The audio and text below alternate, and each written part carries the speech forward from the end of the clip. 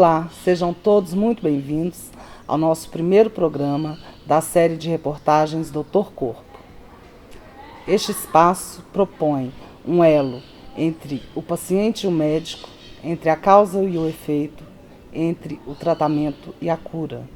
Esse é o seu mais novo programa de saúde e bem-estar. A pandemia do novo coronavírus mexeu muito com todos nós. E sabermos gerenciar as nossas emoções diante de tempos tão difíceis se tornou vital. Para conversar conosco hoje, eu convidei o Christian Aragão e o Fábio Costa para estarem conosco, passando aí os seus conhecimentos para que nós possamos nos beneficiar, para que tenhamos uma melhor qualidade de vida. Christian Aragão é formado pelo Instituto Vicha em Vedanta, mantras, sânscrito e yoga. É também um profundo estudioso de Vedanta com o professor Jonas Mazetti desde 2014. Ele mantém o seu estúdio em Lagoa da Prata, onde ministra aulas de yoga. Fábio Costa é natural de Formiga, formado em filosofia, teologia e psicologia pela PUC Minas. É especialista em filosofia contemporânea pela PUC e mestre em teologia pela Pontifícia Universidade São Tomás de Aquino, em Roma. Após 16 anos como sacerdote católico, dedica-se há 3 anos à sua clínica psicanalítica em Belo Horizonte e em Arcos. Christian, a começar por você, eu apresentei para quem está em casa uma breve descrição sua, mas eu gostaria de ouvir de você. Quem era o Christian antes de conhecer o yoga e de se aprofundar nos conhecimentos de Vedanta? E o que mudou? E o que é yoga e o que é Vedanta? Bom, eu sou formado em contabilidade, fiz ciências contábeis e sentia muita dor nas costas. Essa era a minha vida, ficar sentado o dia inteiro. E com isso eu procurava vários recursos para poder eliminar essas dores nas costas. Aí um médico me sugeriu yoga. E aí comecei a pesquisar yoga e a praticar. Não sabia nada de yoga, até conhecer o meu professor, que é o Jonas Mazetti, do Vishwavidya, e ele foi me coordenando e me ensinando yoga. E eu fui aprendendo. E à medida que esse tempo foi passando, chegou uma época que ele falou, agora está na hora de dar aula. Depois, isso foi em 2014, finalzinho de 2013 para 2014. E desde lá eu estudo com ele até hoje. Então foi assim que yoga surgiu na minha vida. Yoga e Vedanta é uma coisa só. Os dois caminham juntos. E a gente estuda para poder se conhecer melhor e viver melhor. É só para isso que yoga serve, Levantar braço e abaixar braço faz muito bem para o corpo, mas o princípio é para a mente, Então por isso que eu comecei com yoga. E a sugestão do meu professor em dar aula, por isso que existe o estúdio hoje aqui em Lagoa, para ensinar o que eu aprendi. É só para isso. Você deve ter um prazer enorme fazer esse trabalho. No início eu fiquei em pânico, sabe, Mônica? Porque não era a minha ideia dar aulas de yoga, ser professor de yoga. Nunca tive essa intenção. A minha intenção era de aprender para tirar as minhas dores das costas. Só que aí, à medida que você vai caminhando dentro do estudo, você vai se descobrindo. Você vai conhecendo um monte de coisas que está dentro de você que você não sabia que existia. A gente é cheio de medos, cheio de traumas de infância, cheio de problemas emocionais que a gente tem que lidar. E a hora que a gente começa a lidar com isso, vira um mundo, vira um monstro, E aí, tendo um bom professor para te coordenar dentro disso é fundamental. Foi a base da minha estrutura hoje. Porque esse caminho não é fácil. Na verdade, ninguém entra para yoga para ser professor de yoga. A gente faz e estuda para se conhecer. Ser professor de yoga é uma consequência, onde as pessoas vão se beneficiar daquilo que você aprendeu. Né? E você começa a ensinar, a dividir. Tanto que os meus alunos futuramente eles vão se tornando professores se eles quiserem. Né? Dá pra gente caminhar e fazer disso uma construção. Né? É um caminho. Entendi. Obrigada. Fábio, você colecionou ao longo da sua vida como sacerdote católico, há 16 anos, várias experiências. Nada que se compare a esses tempos de pandemia, eu imagino. E penso ainda que a procura por cuidados na sua clínica de psicanálise deve ter aumentado muito nesses tempos de pandemia. Eu gostaria de ouvir de você se a fé tem poder de cura. E se a própria situação da pandemia pode trazer reações psicossomáticas. Pois é. Primeiramente, dizer da alegria de estar aqui, poder partilhar com vocês, a gente conversar um pouquinho sobre a nossa saúde, tanto mental, psíquica, né? E a nossa saúde física também. O Christian acaba de dizer dessa necessidade, quando ele encontra o yoga, de poder cuidar da própria saúde, né? Da própria dor no corpo. E a psicologia, entra aí também a psicanálise para também cuidar, não só da dor física, psicossomática, nós vamos responder, mas também dessa dor emocional que nós enfrentamos no nosso dia a dia. Então, a primeira questão, se a fé tem poder de cura. A fé, sim, ela cura sempre, porque a fé é um movimento próprio da humanidade. Ou seja, nós não somos seres somente sociais, somos seres biopsicossocial, ou seja, nós temos um corpo que está aí, o biológico, temos toda uma dimensão social que nos circunda, que é a religião, a política. Nós estamos enfrentando tantas questões, né, nos tempos atuais, e nós temos essa questão mental, psíquica também. Então, quando a gente fala de fé, a gente está focando especialmente nesse campo do social, que compõe a nossa história. Então, nós nascemos num país que é religioso, as nossas tradições são religiosas, ou seja, nós temos aí uma gama de interferências que vão circulando a nossa vida, a nossa história. E aí essa fé que, na verdade, a gente adquiriu por tradição, né, veio das nossas famílias, isso foi ficando na nossa história. E aí a prática dessa fé, ela tem sim um poder da cura. Agora, tem uma questão que é importante, Mônica, a gente fazer uma distinção, que é uma fé que é inata, própria do ser humano, dessa questão biopsicossocial, e uma fé institucional. Porque a fé, quando ela é inata e a pessoa consegue lidar com isso com naturalidade, ou seja, ele experimenta o transcendente nele, a partir dele, isso tem aí um valor no campo da própria vida da pessoa. Agora, quando a gente linka essa fé pessoal com a instituição, aí tem um outro lugar, um outro campo, um outro trabalho, né? Porque podemos dizer, a fé cura? Sim, cura sempre, mas também uma fé alienada, às vezes institucional, ela cria muita dependência, cria muito problema. Né? Temos pessoas que são rígidas na sua estrutura moral, na sua estrutura de vida. Por quê? Porque a fé diz isso, a fé diz isso. Entendi. A fé cura, sim, mas ela também tem que ser bem trabalhada, bem mastigada, bem vivida, bem leve, para dar conta do sujeito, né? E o sujeito dá conta dela, senão ela pode se tornar um problema. Entendi. E você me perguntou também sobre a questão da clínica, né? Isso.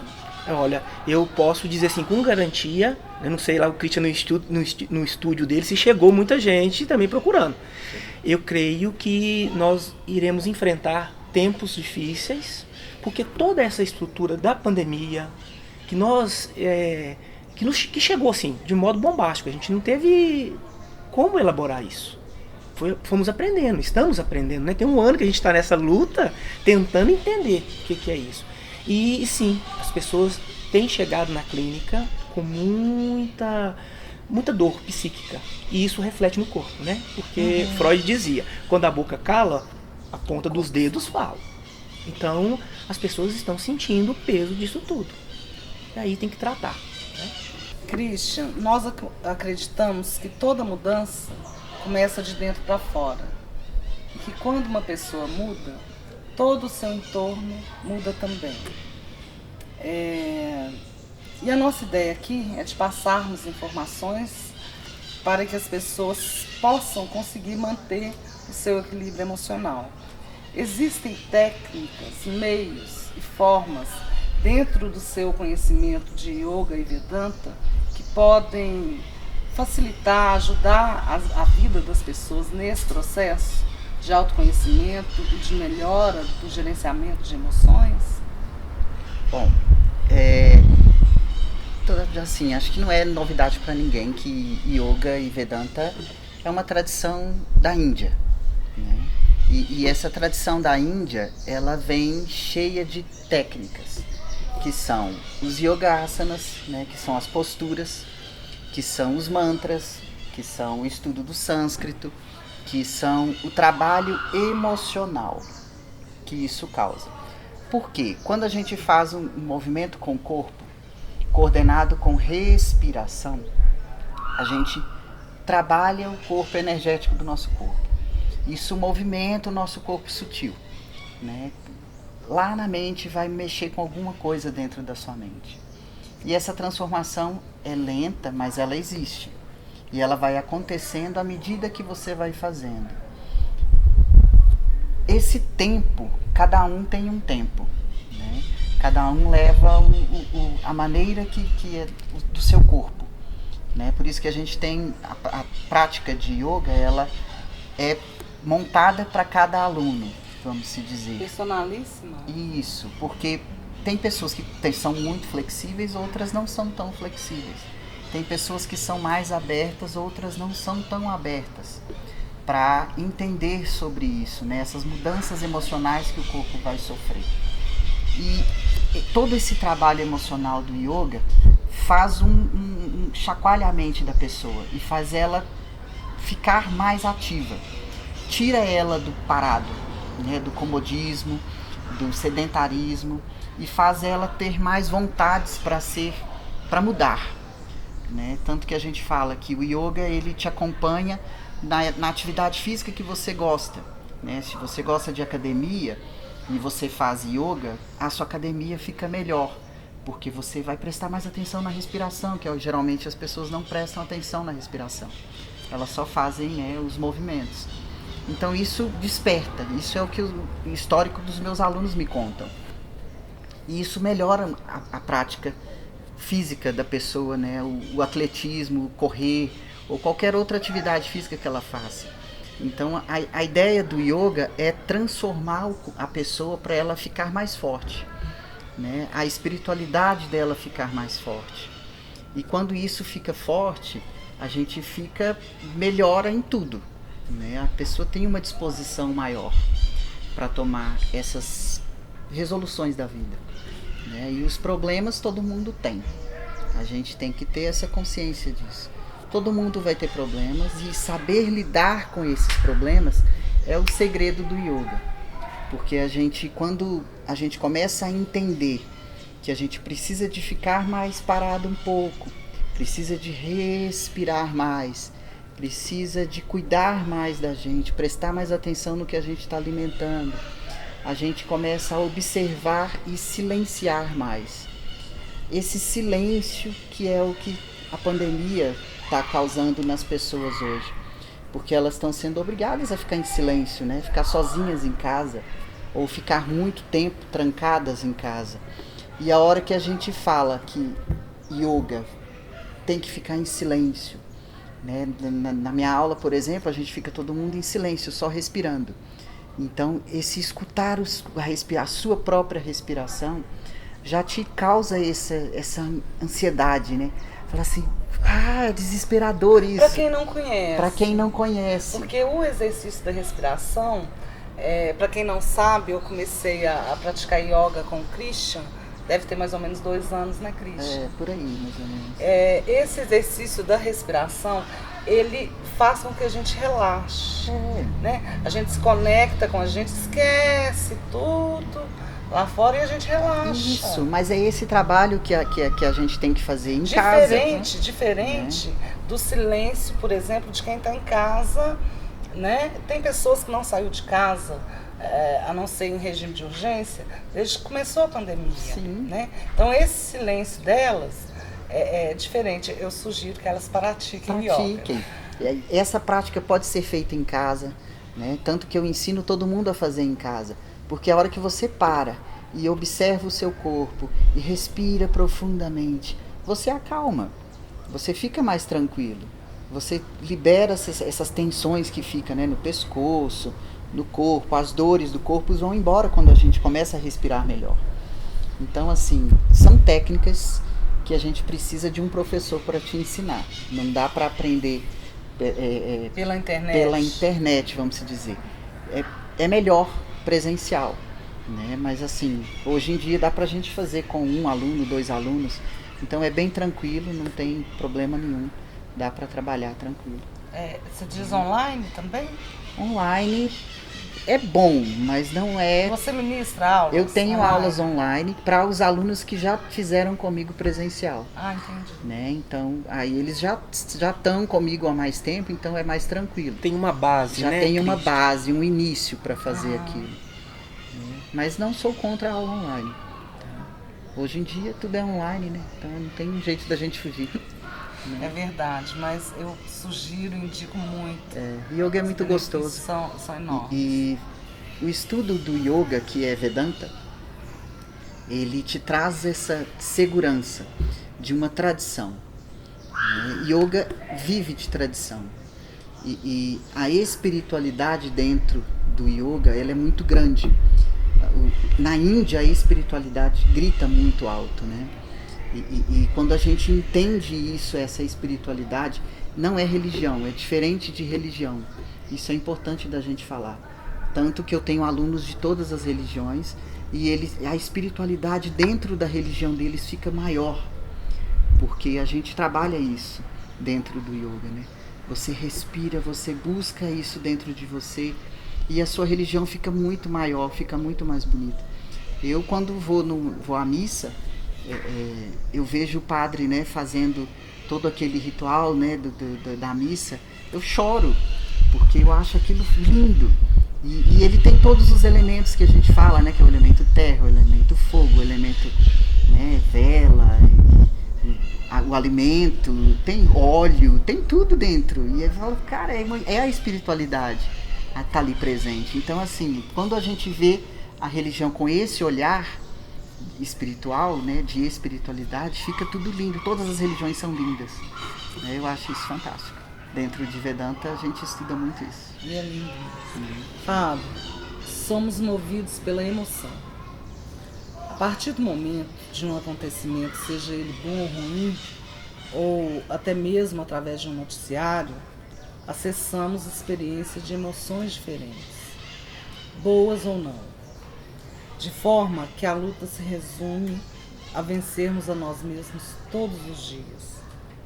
E diante desses bombardeios de acontecimentos externos, até mesmo nas redes sociais, saber domar e estruturar a nossa mente para que não venhamos sofrer impactos maiores é muito importante. Eu gostaria de ouvir de você se a gestão da emoção pode ser treinada. E aproveitando, eu gostaria de ouvir também se é possível fazermos processos de higiene mental. Se sim, quais atividades você poderia nos indicar para ajudar nesse processo de desintoxicação de emoções?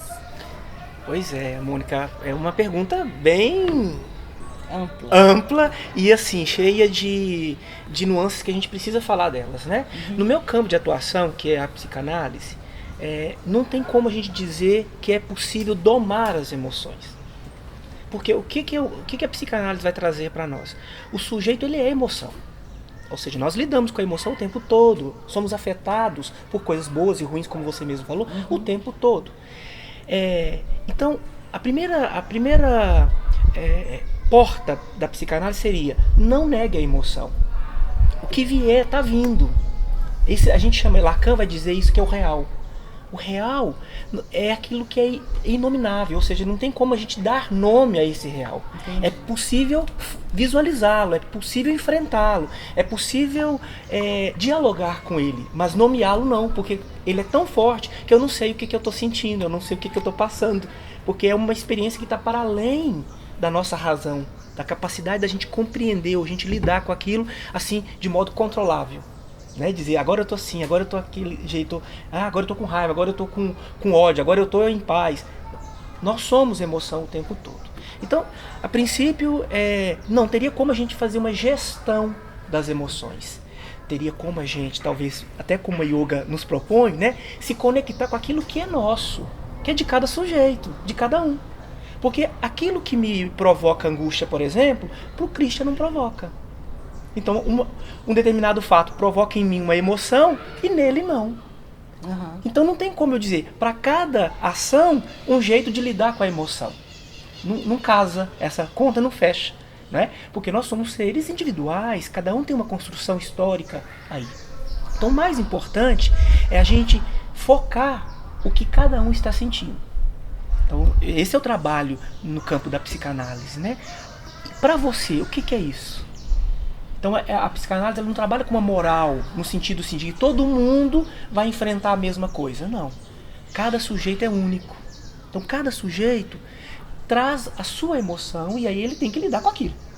Então o campo da análise é justamente onde cada sujeito, ao falar de si, começa a se escutar, que é muito diferente.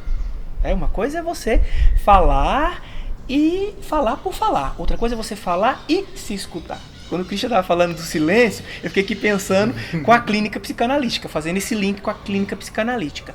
Porque, por exemplo, quando numa sessão, né, o sujeito fala alguma coisa e o analista silencia, o que incomoda não é o silêncio, mas é porque esse silêncio levou esse sujeito a experimentar algo que é muito dele, é muito particular.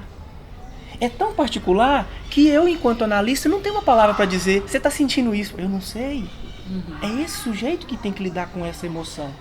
Né? Então, o silêncio realmente ele produz em nós, né, um movimento que é do autoconhecimento. Então, eu entendi, assim, diante da sua primeira resposta, que o indivíduo deve procurar, por ser único, exclusivo, personalíssimo, procurar gerir o tempo dele de acordo, por exemplo, quando nós falamos aqui em relação aos noticiários.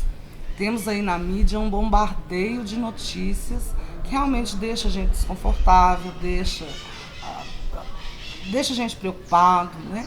Acho que saber gerir, né, e filtrar até o conteúdo que você vai consumir. Entendi também que, por ser personalíssimo, atividades corriqueiras do dia a dia, né, como se cuidar, limpar uma casa, entendeu? Ler um livro e tal, pode ser muito, muito bom nesse processo mesmo, de desintoxicar de tantas notícias aí, né, que a mídia traz para nós. E sem descartar a possibilidade, diante de cada situação, né, de procurar um profissional, né, para estar se cuidando melhor. Você falou uma coisa interessante, Mônica, que é justamente cada sujeito, por ele ser único, ele vai ter de se haver com isso. Ele vai ter de construir isso. Não é? Então ele pode, por exemplo, o meu caminho, eu estou lidando com essa dificuldade, essa pedra aqui do meu caminho. Como é que eu vou buscar uma ajuda para isso? Às vezes ele vai buscar na religião, lá, participando da missa, ou confessando, etc. Ele vai procurar o yoga para poder se conectar com a sua essência, com a sua história. Ou ele vai procurar uma análise, vai procurar um terapeuta. Então, ou seja, nós temos aí diversos elementos que podem ajudar o sujeito. Aí, agora é cada um que vai fazer isso.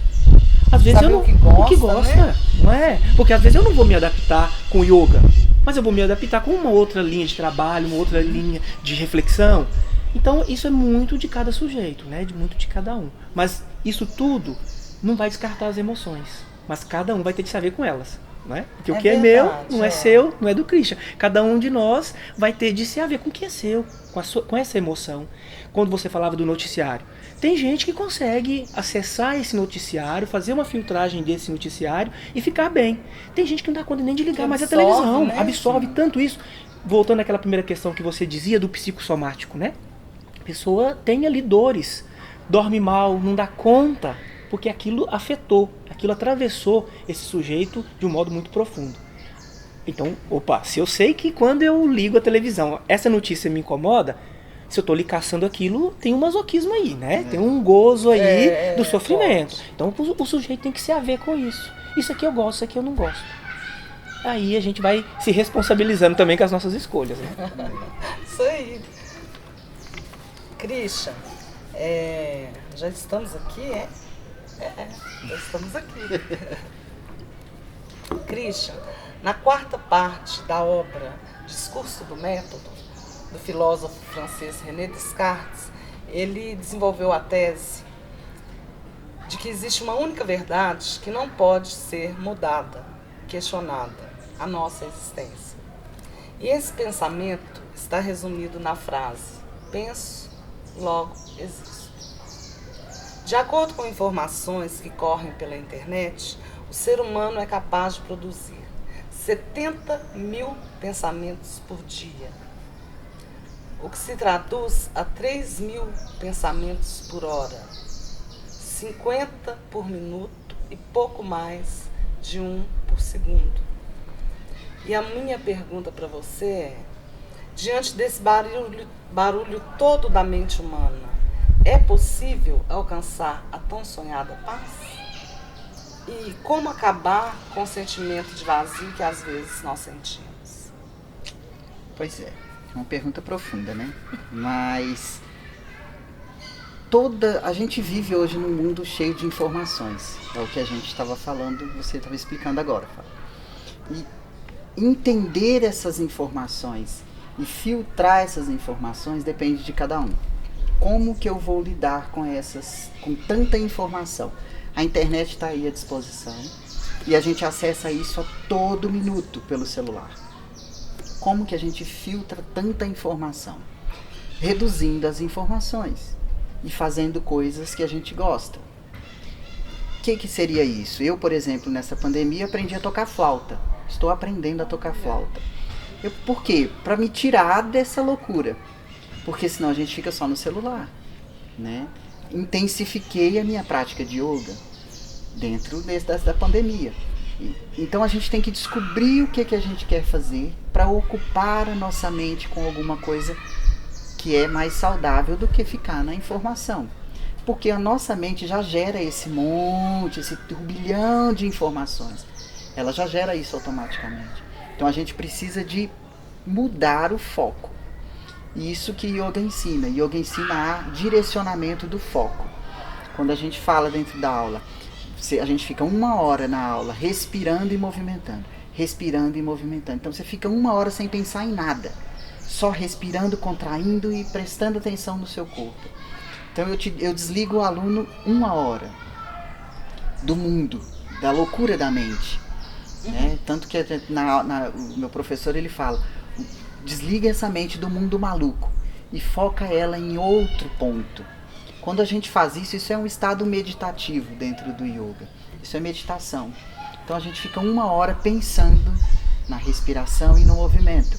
Isso te causa um estado meditativo.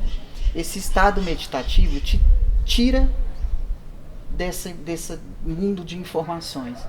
Quando termina a aula, você fica com aquela sensação de bem-estar. E essa sensação de bem-estar, ela dura durante um bom tempo do dia, quando você faz a prática, umas boas horas do dia. Essas boas horas do dia, você fica mais calmo. A mente não fica tão louca de informações. Depois da prática, a gente consegue ter um estudo melhor, se você for estudar. Você consegue ter um momento de paz, tranquilo. Então, essa paz que a gente tanto busca, que todo mundo busca por essa paz, ela já está dentro da gente. A gente só precisa acessar ela. Então, assim, ninguém acorda de manhã e fala assim: hoje eu vou fazer uma coisa bem ruim. Ninguém faz isso. Todo mundo acorda de manhã e acorda feliz, né? Todo mundo acorda feliz. E mesmo que depois vai ter um problema, né? Mas todo mundo acorda feliz e todo mundo é feliz. Só que aí alguma coisa durante o dia começa a atrapalhar e a gente vai se perdendo dentro dessas loucuras da mente.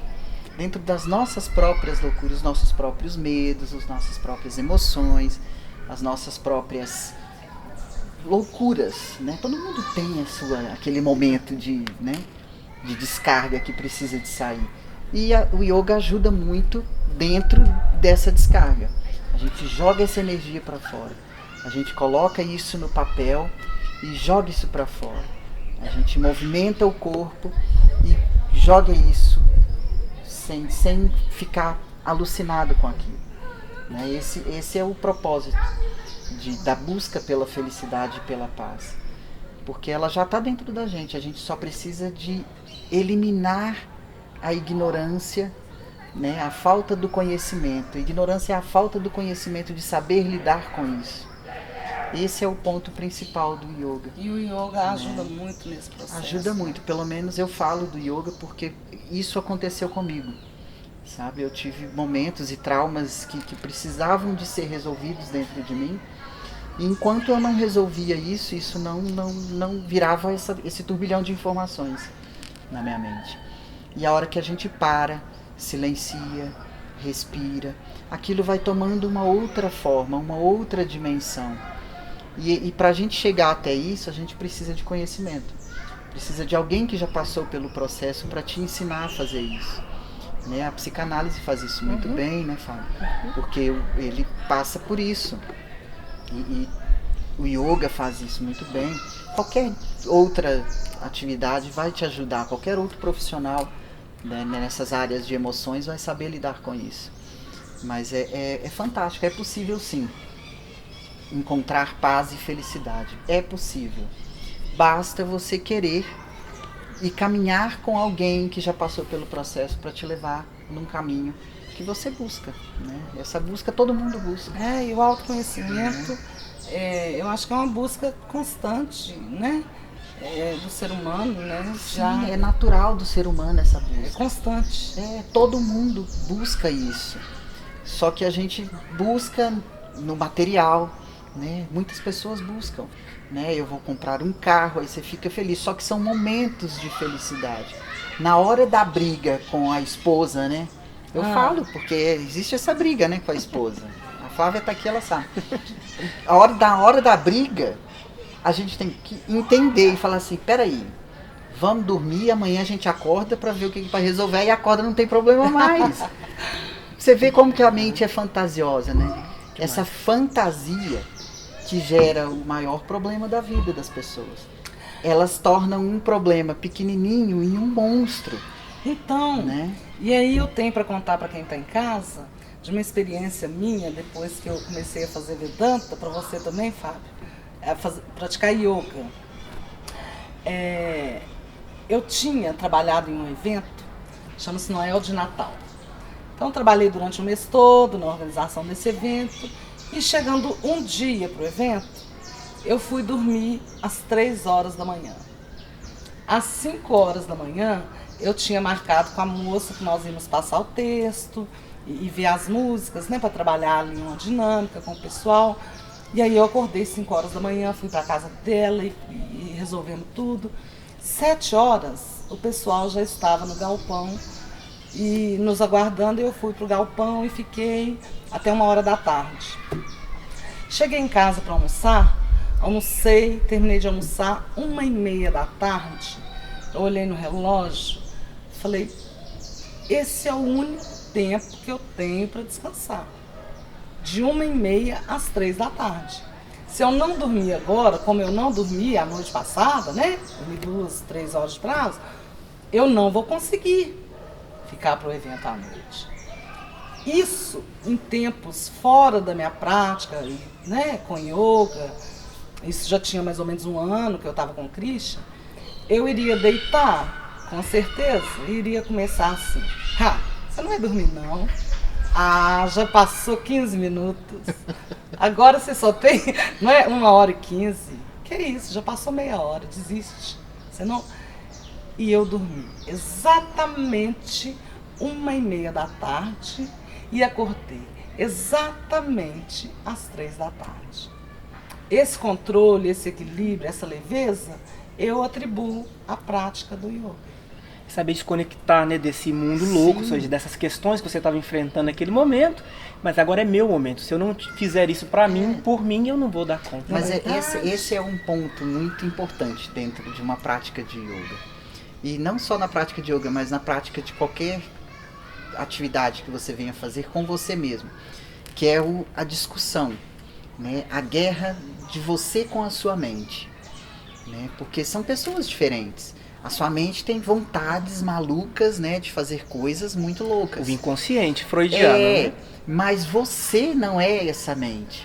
Esse é um ponto muito importante. E a gente trabalha isso, né, Mônica, dentro do yoga.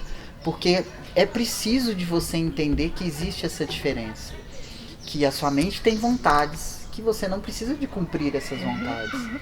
E esse encontro de você, essa discussão de você com você mesmo, que faz a beleza da vida ser o que é. E a gente encontrar essa paz e essa felicidade que você perguntou. Porque a hora que você decide, olha, eu sou diferente da minha mente, você descobre uma pessoa pura, né? Diferente da sua mente maluca. Porque a mente é físico, né? A mente é o seu corpo, ali cheio de vontades malucas. E você não, você é diferente da sua mente. Você é perfeito, você é feliz, você é divino, né? Você é essa pureza da natureza, é a pureza do mundo. Então existe uma diferença. E quando a gente começa a entender essa diferença, que fica fácil de você conseguir falar assim, agora é o meu momento de dormir. Mente, você não manda mais em mim, eu que mando em você. E agora eu vou dormir, foi o que aconteceu com você. Mente, desliga que agora eu vou dormir. Então esse diálogo com a mente é super importante. Eu acho que é a base de descobrir a felicidade e a paz, né, dentro de você. Isso mesmo. Fábio. Essa pergunta é muito importante. É mesmo. Outra coisa muito importante da gente frisar aqui é que algumas pessoas ou famílias pensam que psicólogo é coisa de gente doida, que é falta de Deus. Como saber convencer essas pessoas de que faz parte de um processo e que o caminho muitas vezes para a cura é buscar os profissionais para o devido tratamento? E como faz para a pessoa saber se ela está precisando de um tratamento psicológico? Boa pergunta, e é necessário esclarecer isso, né? Porque esse é um estigma, Mônica, que está presente na sociedade. Então quem vai ao psiquiatra ou vai ao psicólogo é porque é doido, ou tem algum distúrbio aí, né? Isso não é verdade. Então, a medicina, ela está aí para poder cuidar desse biológico, como a psicologia e a psicanálise está aí para cuidar do psíquico. Então, esse é o diálogo necessário. E nós temos várias questões que indicam que uma pessoa precisa de um tratamento. Então, todos nós, em determinado momento da vida, vamos enfrentar um grande baque. Eu chamei isso, na outra resposta que eu estava dando, de real. O real vai confrontar cada um de nós. Então, em determinado momento, a gente vai lidar com alguma coisa que é da ordem do nosso não controle. E isso, para alguns, a pessoa consegue ter ferramentas para lidar com isso. Às vezes está até embasado numa outra prática como a yoga, ou seja, se conhece mais, tem mais domínio, tem uma espiritualidade mais leve, uma fé mais leve. A pessoa consegue sair, não é? Outras pessoas não. Isso é como se fosse um obstáculo no caminho. E aí o corpo começa a padecer. Então não é só uma questão já psíquica, é uma questão física também. Então a pessoa não dorme, começa a ter distúrbios não só do sono, mas alimentares. E aí alguma coisa está errada. Aí é a hora de buscar um profissional para poder falar disso. O casamento, medicina e psicólogo é muito importante, né? Mas nem sempre, para a psicanálise principalmente, o trabalho com o médico vem em primeiro lugar. Aí eu vou explicar o porquê, tá? Para quem está em casa. Porque na psicanálise nós trabalhamos com sintoma, ou seja, aquilo do sujeito que aparece, aquilo que mostra que ele está doente, enfermo da mente, que está se expressando no corpo. Se ele vai no médico para tomar um medicamento para tamponar esse sintoma, ele não vai procurar o profissional da psicologia ou o psicanalista. Não é porque sumiu, uai. Eu tomei o medicamento, tô levinho, tô bem, tranquilo, dormi ótimo à noite. Mas ele não tratou o sintoma. Não tratou a causa desse sintoma. Ele tratou o efeito, aquilo que está à mostra, não é? Mas o que está provocando aquele sintoma continua latente ali. Entendi. Por isso que é preciso ir buscar o profissional para falar do problema.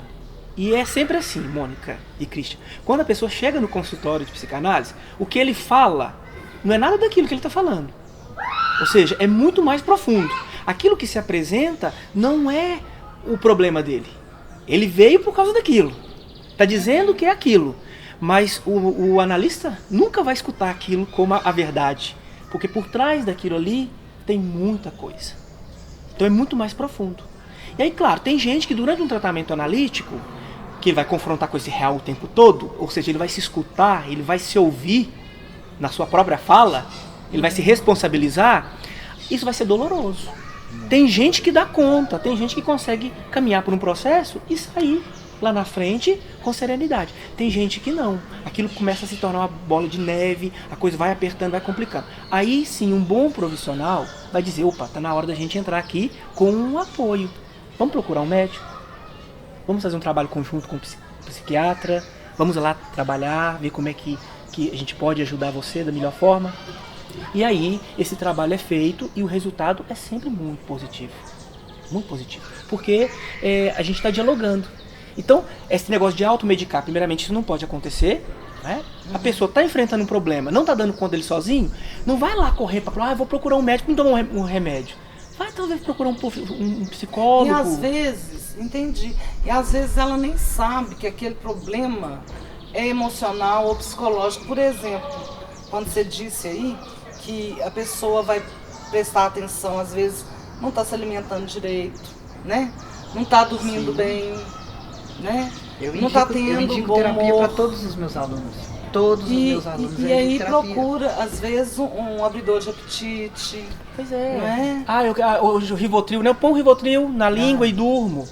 Então, ou seja, não é assim que a coisa funciona. Assim. Eu acho que sim, um tratamento bem direcionado, tem um resultado bacana. Agora a pessoa tem que saber. Você acha que a pessoa pode...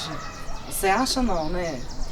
Você acha que a pessoa pode se nortear por aí? É uma ideia de observar se ela está dormindo bem, se ela está se alimentando bem, se ela está tendo um bom humor, um relacionamento, né?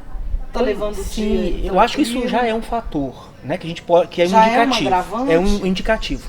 Porque diante disso, quando isso está acontecendo, eu não estou conseguindo dormir, não estou me alimentando direito, eu estou com uma tristeza profunda, isso não passa, aquilo vai acumulando, passa dia, vem dia, eu estou pior, estou mais para baixo, não estou dando conta do meu trabalho. Opa, alguma coisa aí está errada.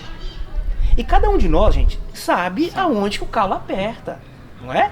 Então, quem está passando por isso sabe que tem qual é o problema. Às vezes a pessoa não quer ver. Essa é a dificuldade. É resistente a isso e ela não quer procurar ajuda, por quê? Porque tem esse estigma. Eu vou lá no psicólogo? Eu sou doido, vai me chamar de doido, sou louco. Não. E aí quer achar uma saída mais rápida para isso. Então, essa automedicação da nossa sociedade é algo muito preocupante. Por quê? Porque a pessoa não quer enfrentar o problema, então ela procura camuflar isso com um ansiolítico, um remédiozinho para poder acalmar. Olha, se nós buscamos esse autoconhecimento, essa paz que nós estamos conversando aqui, para conseguir isso é preciso um esforço. Um esforço gigantesco. Não vem assim de mão beijada, não é? Isso não chega, amor. O sujeito tem que trabalhar isso. Vai lá ficar 1 hora lá, eu tenho certeza que seus alunos, que no primeiro momento que está ali, as primeiras aulas, ele não dá conta de se desconectar. Não dá conta. Ou seja, ele tem que lutar. É uma batalha. Uma batalha. É a mesma coisa, a pessoa chegou lá no consultório, é uma batalha. Não é porque ele chegou lá que ele já dá conta de falar de tudo. Ali tem que fazer uma transferência, ele tem que entrar numa dinâmica de trabalho, ele tem que se sentir confortável para poder dizer das suas coisas. E isso aí gasta-se tempo. Aí eu vou entrar numa questão que eu acho importante falar. As pessoas falam assim, mas eu fui lá, fiz 4 sessões, não melhorou nada. Olha pra você ver que coisa absurda. A pessoa passa uma vida inteira adoecendo E quer se curar em uma 4 semana. sessões. Não é possível. Aí eu vivo isso muito dentro do estúdio, porque as pessoas chegam... Eu tenho muita indicação de médicos e psicólogos e tal, né? Com pessoas com ansiedade, ainda mais agora em pandemia, né? Com muita ansiedade, com depressão e tal. Aí a pessoa quer chegar lá e em uma aula de yoga ela quer a solução pro problema. Né? Ela quer sair de lá pronta e resolvida. É uma vida. Né? A pessoa tem uma vida, 30, 40 anos de ansiosa e depressiva. E ela quer curar com 1 hora de aula. Não é assim, é mais 30, 40 anos para curar aquilo. Porque aquilo está tão enraizado dentro dela que para tirar aquilo a gente vai suar muito. A gente vai respirar muito. Então é um trabalho. É um trabalho de construção. Não tem nada fácil na vida, Nada não. fácil. Né? E assim, Não existe remédio milagroso. não existe um remédio milagroso e tirar da cabeça esse estigma, né? Eu vou procurar um profissional da psicologia, eles vão falar que eu tô doido. Não é isso. Todo mundo que preza pela saúde mental nos dias de hoje, gente, procura um profissional. Eu mesmo fiz terapia 2 anos. Fiz terapia 2 anos. Em novembro agora eu fiz uma terapia de 20 dias direto com uma psicóloga lá do Rio de Janeiro. E assim, foi um trabalho tão intenso e tão assim, de desconstrução daquilo que eu já tinha pronto na minha mente, né? Que todo mundo constrói alguma coisa. A hora que a gente destrói tudo para nascer de novo, é prazeroso, sabe? É muito bom de fazer terapia. Eu fiz 2 anos de terapia na adolescência e agora eu fiz 20 dias direto. Né? Então eu internei com ela esses 20 dias, é um tratamento muito legal. E onde a gente desconstrói tudo e constrói de novo. É muito, muito interessante o tratamento e a gente cresce com isso, a gente fica mais forte. Né? Então terapia eu indico para todo mundo deve fazer terapia. E bom, quando você toca nesse assunto, Christian, até falar para quem está nos acompanhando que existem várias linhas da psicologia.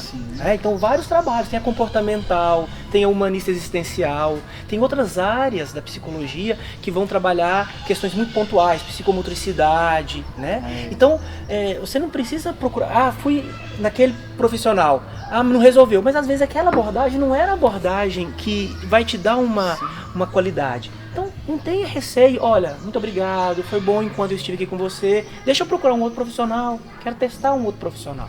E aí a gente vai fazendo esse exercício de construção até se identificar com alguém, né? E ao identificar com esse profissional, com esse alguém, com esse professor, com esse analista, né? A pessoa ali começa a desenvolver um trabalho que vai ganhar em bem-estar, em qualidade de vida. E me conta, para quem está em casa nos assistindo agora e que quer conversar com você, que quer marcar uma consulta, você tem espaço livre na sua agenda nesses tempos de pandemia? Você está atendendo de forma presencial? Podem entrar em contato? Como que fazem para entrar em contato? Muito bom. Então, eu estou atendendo no meu consultório em Arcos, eu tenho consultório em Arcos e Belo Horizonte. Por causa da pandemia, o consultório em Belo Horizonte está fechado. Eu atendo os meus pacientes de Belo Horizonte online. Daqui também tem alguns pacientes que têm comorbidades, então eles não querem ir ao consultório, acabam fazendo online. Mas tem muita gente que continua, que quer ir ao consultório, então eu atendo em Arcos, no meu consultório, e também faço atendimento virtual online, como eu disse, né? É só me procurar nas redes sociais, está lá, Fábio Costa Psique, que é o meu @ do Instagram, e o meu telefone, depois você coloca lá na página, eu falo agora. O seu Instagram ali, eu deixei ele na postagem. Pronto. Mas a gente vai compartilhando e tendo dúvidas, nós vamos publicar essa reportagem no dia 11, né? A gente vai estar publicando, estamos gravando hoje no domingo, dia 7. Então, de forma que a pessoa tendo aí dúvidas, elas podem deixar aí na descrição, que na medida do possível, o Fábio, né, Fábio? Sim. Vai estar respondendo, sugerindo, comentando. E a mesma coisa o Christian também, né? E eu quero aproveitar a oportunidade para agradecer demais vocês dois. Acho que foi um papo assim super bacana. Acho que podemos sim somar com muita gente. Acho que esses tempos de pandemia E a pandemia do novo coronavírus, né, veio trazer essa consciência mesmo, sabe, de humanização, de amor, de colaboração, de partilha, e que a gente puder somar, né? Então, muito obrigada. Obrigado a você pelo convite. Meu convite. Foi uma alegria estar na presença do Christian, na sua presença, Mônica, com esse projeto Dr. Corpo fantástico. Obrigada. Parabéns. E estamos aí. Qualquer dúvida, tem o meu contato, vai estar lá. E o Christian também, com certeza. Nós nos colocamos à disposição. Sim, pra estamos isso. à disposição. Muito Também obrigada. fico muito feliz, Fábio, de ter te conhecido Alegria. presencialmente, né? E a gente entender que essa pandemia, a gente é para se descobrir. Esse é o ponto. Se reinventar, né? Se reinventar, porque é fantástico quando a gente se reinventa. Né? Isso é a base da pandemia. Encontrar a paz, viver bem consigo mesmo, em família, entre amigos. E né? sorrir, ser feliz. E fazer algo que eu sempre gosto de dizer, Mônica e Christian, aqui é o seguinte: fazer o que é possível. Sim. A gente está vivendo um mundo que a gente tem que dar conta de tudo, ou ele exige demais da gente. Vamos fazer o que dá conta? Não é? O que dá conta, tá bom. Já basta. Já dá para ser feliz. Já dá pra ser feliz. Então, um abraço para você que está em casa, nos assistindo. Que delícia. Foi ótimo, foi muito bom. Gostei, adorei.